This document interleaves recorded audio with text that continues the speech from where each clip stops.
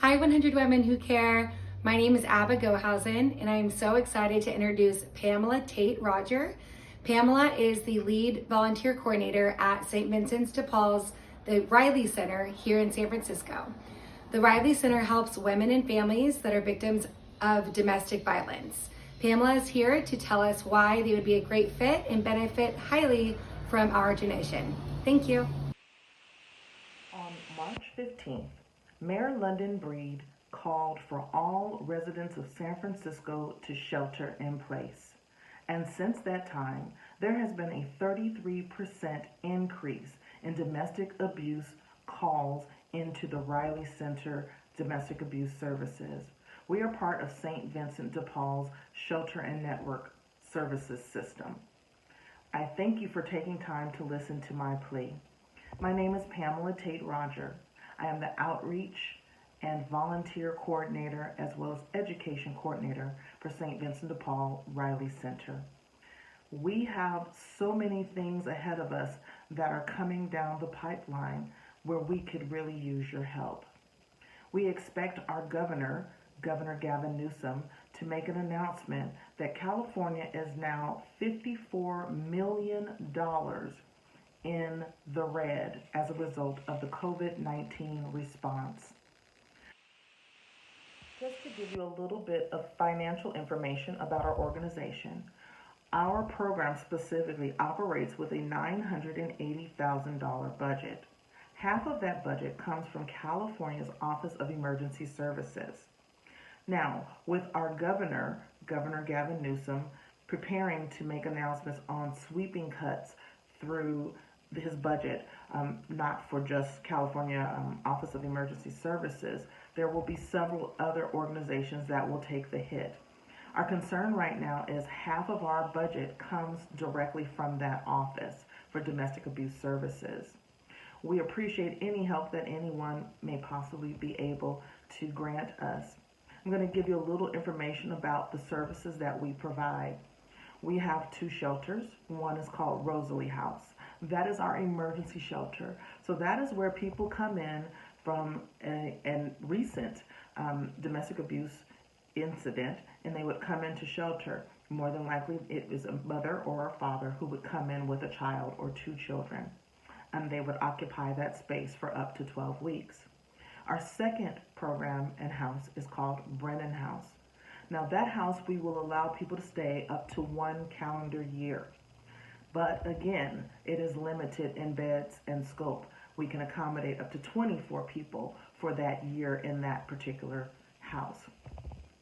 Where we are anticipating a shortfall is going to be providing case management services, which we do once people leave shelter, allowing us to assist them with therapy, allowing us to assist them with educational endeavors, job placement, child care needs, and of course, helping children who transition through the impact of domestic abuse as well, providing them with art therapy and services and opportunities for them to talk about what they've experienced.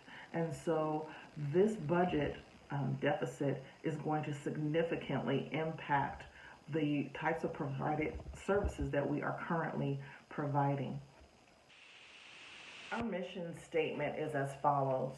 Our mission is to offer hope and service on a direct person-to-person basis to help break the cycles of homelessness and domestic violence.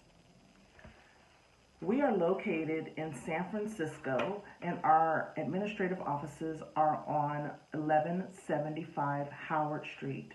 Many of you work in our area and walk past survivors of domestic abuse every day. Survivors do not have a specific look. They do not come from a specific economic background. They do not have a specific gender. They do not have any specific job or job title.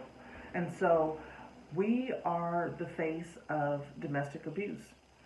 People enter our buildings on a daily basis, and we really work hard to serve them and to help them to maneuver and get into healthy situations, healthy relationships, and to create healthier futures for themselves as well as their children. So I'd like to share a success story, or one of many success stories of people who have been in our shelter. We have a client named Anna who we have changed her name, and of course, she's a real person, but she came to us as a single adult female who was being abused by her husband. He is legal status to stay in the United States, and she, however, did not.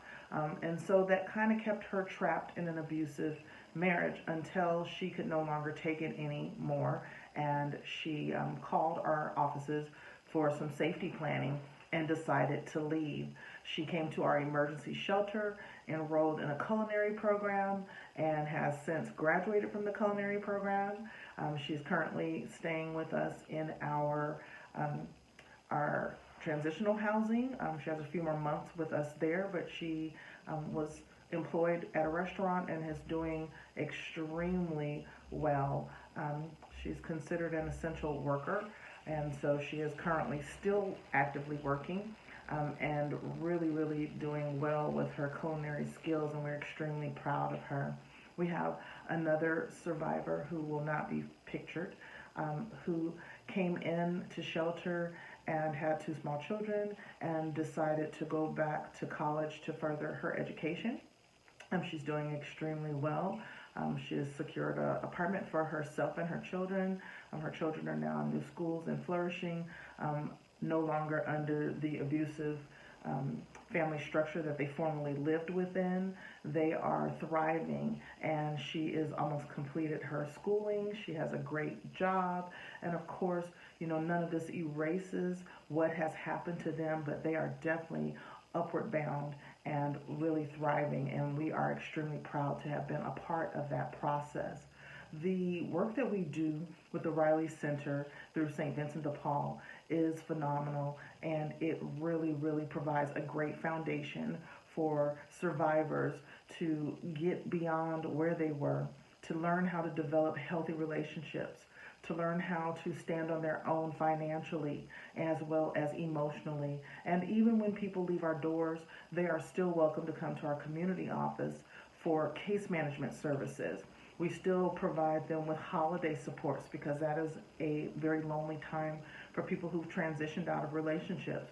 We provide them with community and other people who are like them to gather, to have holiday meals, to prepare for holidays, and to talk about feelings that would possibly find them going back into the arms of their abusers.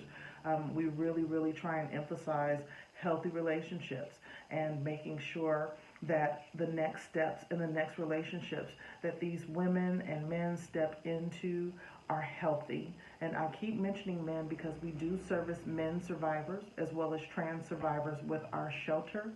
It is a need. There are abused men who are in homosexual as well as heterosexual relationships. And of course, trans survivors need assistance as well, and we are happy to serve. Again, I'd like to thank you for taking time to review our request for funds from 100 Women Who Care. We're extremely excited to even be considered. Again, the funds that you are offering would be used to assist families during this COVID shelter-in-place time as these victims and survivors of domestic abuse prepare to move forward in their lives. We appreciate you again for your consideration. Have a wonderful day.